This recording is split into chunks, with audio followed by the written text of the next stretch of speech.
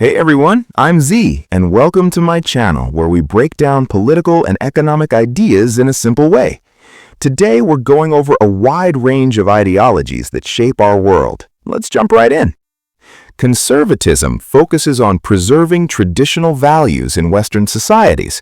It strongly supports the nuclear family, organized religion, strong military forces, and the protection of private property rights.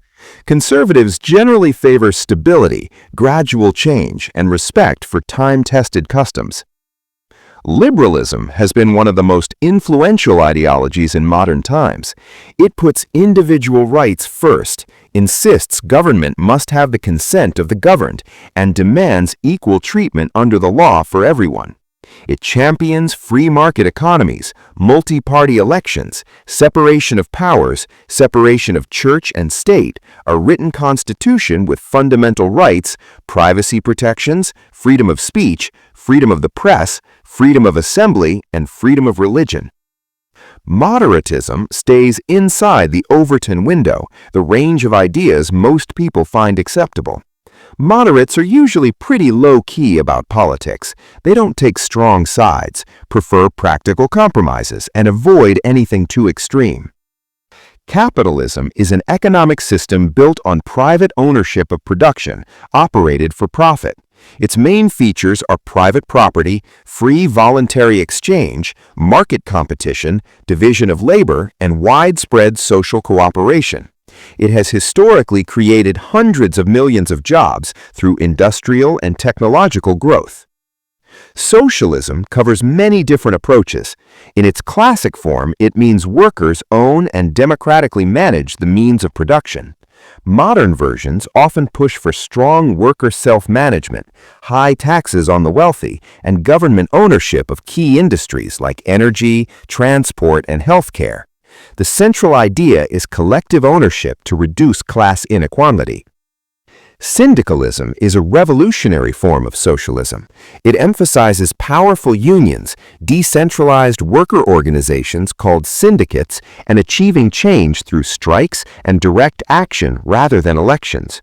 In a post-capitalist society, syndicates would form federations or councils to coordinate the economy from the bottom up. Corporatism organizes society into different economic sectors: agriculture, industry, defense, education, and so on. People are grouped according to their skills and interests. Workers, employers, and the state negotiate together to run the economy efficiently and fairly for all involved. This is different from corporatocracy, where big corporations simply dominate. Libertarianism places maximum personal liberty at the center. It wants a very small government, strong legal equality, and protection of life, freedom, and property. Libertarians support voluntary cooperation, very low taxes, and heavy deregulation to unleash individual creativity and innovation. Separatism, also called secessionism, works to create independent states or governments separate from existing countries, usually based on cultural, ethnic, linguistic, or regional differences. Since the 1990s alone, dozens of new countries have emerged from such movements. Communism aims for common ownership of production, distribution, and exchange, with goods distributed according to need. In a true communist society, there is no private property, no social classes, no money, and no state. It has inspired massive political movements that affected over 1 billion people in the 20th century. Feminism seeks full political, economic, personal, and social equality between the sexes. It argues that most societies have historically favored male perspectives and disadvantaged women. Key efforts include breaking gender stereotypes and closing gaps in education and career opportunities, where global parity has reached roughly 90% in recent decades. Anarchism calls for a society without rulers, hierarchies, or forced authority. It replaces the state with voluntary associations and mutual aid networks. Anarchists have built real-world experiments, some involving tens of thousands of people, that emphasize direct democracy and cooperation. Environmentalism, sometimes called green politics, believes protecting nature should be a top priority in public policy. This includes much higher recycling rates, sharp cuts in carbon emissions, elimination of water and air pollution, and strong biodiversity protection. It now drives over 100 major international agreements. Populism appeals directly to ordinary people and claims to represent what the majority truly wants. It has no fixed left or right position, but often portrays itself as the voice of the people against corrupt elites. It frequently appears in democratic systems and can swing large portions of voters. Republicanism supports government without hereditary rulers, opposing monarchy, and giving power to citizens through a republic. It stresses civic responsibility, checks and balances, and public participation, forming the basis of governance in the majority of countries today. Progressivism sees traditions from the past as less sacred than the need for societal improvement. It pushes constant reform in technology, rights, and equality, helping bring about major advances like universal voting rights for billions of adults worldwide.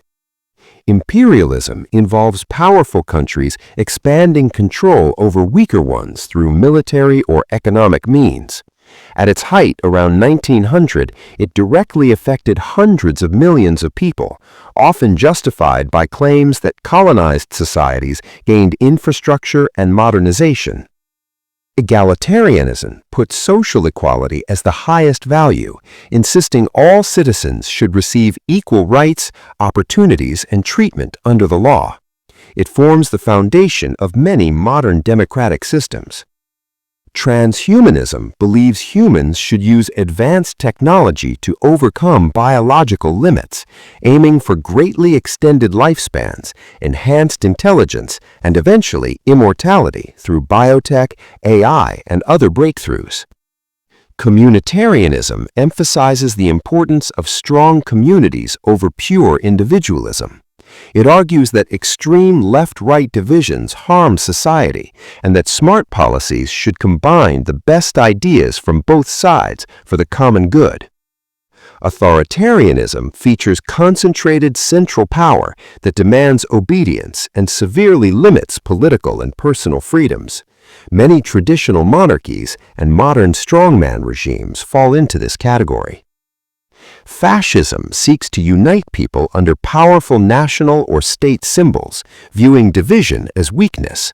It is highly authoritarian, rejects multi-party democracy and separation of powers, promotes extreme nationalism and militarism, enforces strict social hierarchy, and demands individual sacrifice for the nation or race.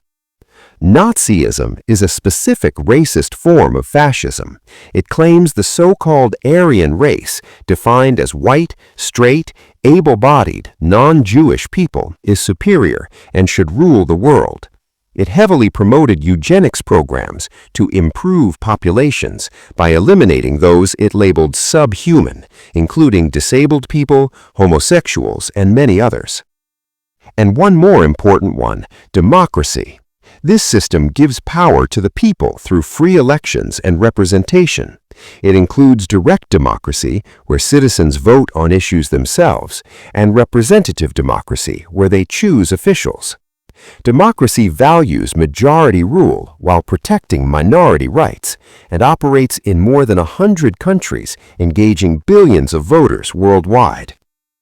That's a solid overview of many major ideologies. I'm Z. Thanks for listening, and I'll see you in the next one.